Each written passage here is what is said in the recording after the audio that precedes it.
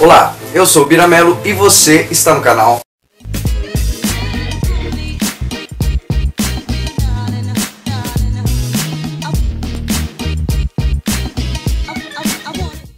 Então, hoje a gente se encontra assim, não muito empolgado, vamos dizer assim, porque essa semana a gente infelizmente perdeu nossos companheiros ali de pátria, né? Seres humanos, pessoas importantes também para suas famílias, e estava se tornando importantes no cenário nacional e internacional também. E o pessoal de Chapecó, né, do Chapecoense, do time de Chapecoense, infelizmente a fatalidade acontece. A gente sabe que todos os acidentes têm de uma forma ou outra um erro, um equívoco humano. A gente vive num mundo desleal e a gente sabe o que acontece, e às vezes as pessoas, por amar tanto dinheiro, ou por sonhar de alguma forma, né, eles tentam de uma maneira ou outra burlar, né, as normas de segurança, e acaba acontecendo coisas como aconteceu.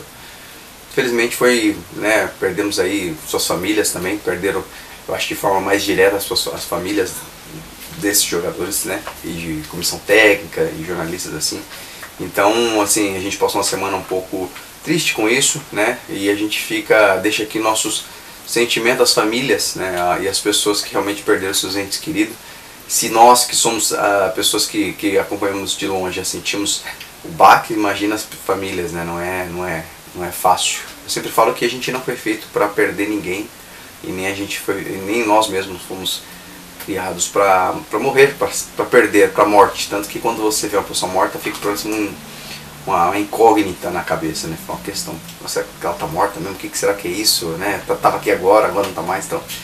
E eu falo que sempre a gente não consegue lidar muito bem com isso. Então fica nossos sentimentos aí, ó, pessoal de Chapecó, né, as famílias, e que eles possam fatalmente, né, superar esses momentos, superar essas situações e seguir em frente, né? É esse o desejo do canal, compartilhando a todas as famílias, a todas as pessoas ali de Chapecó, né? E porque eu sei que não foram somente as famílias, mas a cidade perderam pessoas muito queridas e que estavam escrevendo uma história legal. Beleza? Bom, mas vamos lá continuar nosso momento de compartilhar. Tem umas coisas bem legais pra gente estar compartilhando, tá? E eu acho muito interessante. Hoje a gente vai falar de um objeto supostamente de alumínio, que tem ali, datado por especialistas, 250 mil anos. Aí você me diz, Bira, 250 mil anos? A gente começou a manipular o alumínio somente há 100 anos atrás. Como é que tem esse objeto tem 250 mil anos? Vamos ver.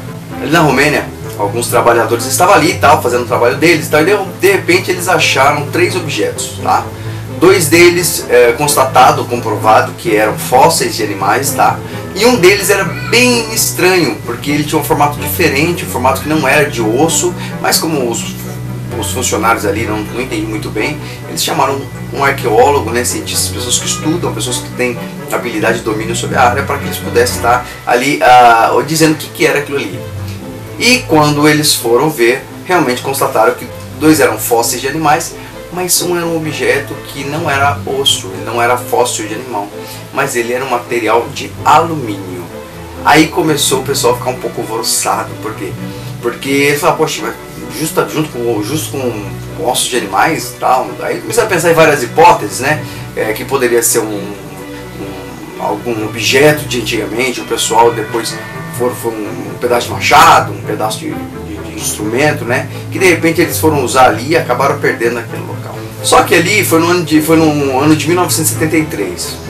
Quando os cientistas foram fazer o teste para saber o que era feito o material, descobriram que era alumínio, né, que era 90% alumínio e o resto de outros minerais, tá?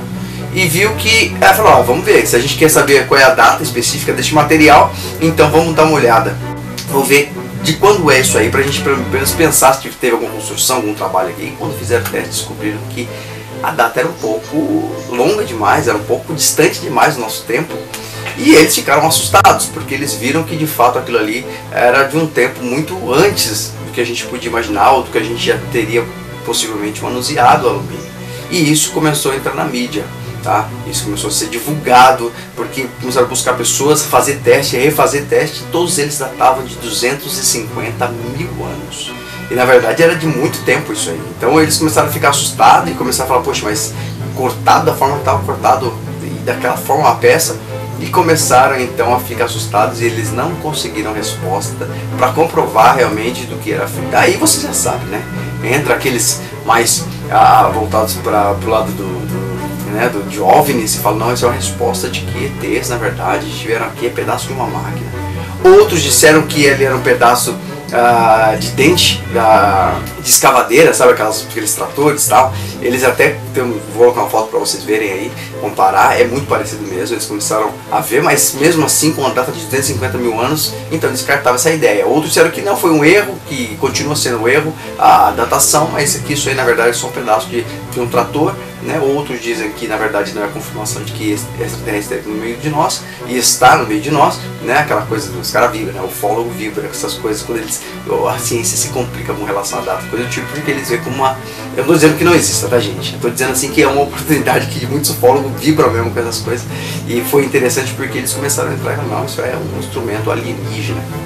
Mas o que constatamos e o que a gente pode dizer de fato é que é realmente uma incógnita. Até então eles não sabem definir de fato o que é esse instrumento, de quando é, eles não sabem dizer na verdade se o teste foi certo ou o teste está dando errado. Eles somente dizem que pode ser um material da Segunda Guerra, outros dizem que pode ser realmente um pedaço de UFO, outros dizem que aquilo ali na verdade é um objeto perdido que revela muita coisa sobre aquela área da Romênia.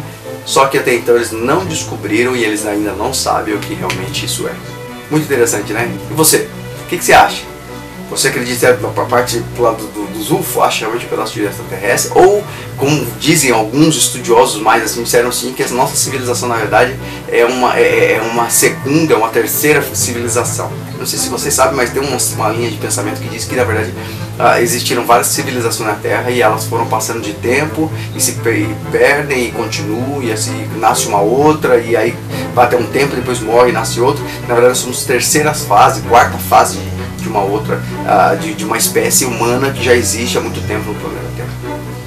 Bom, eu como não tenho explicação, eu não posso dizer, eu só acho que é muito interessante. Eu tinha falado que era 100 anos, são 200 anos, na verdade, só que manuseamos alumínio, né? Então é realmente intrigante, não sabemos o que pode ser de fato, e o mistério continua ali na Romênia.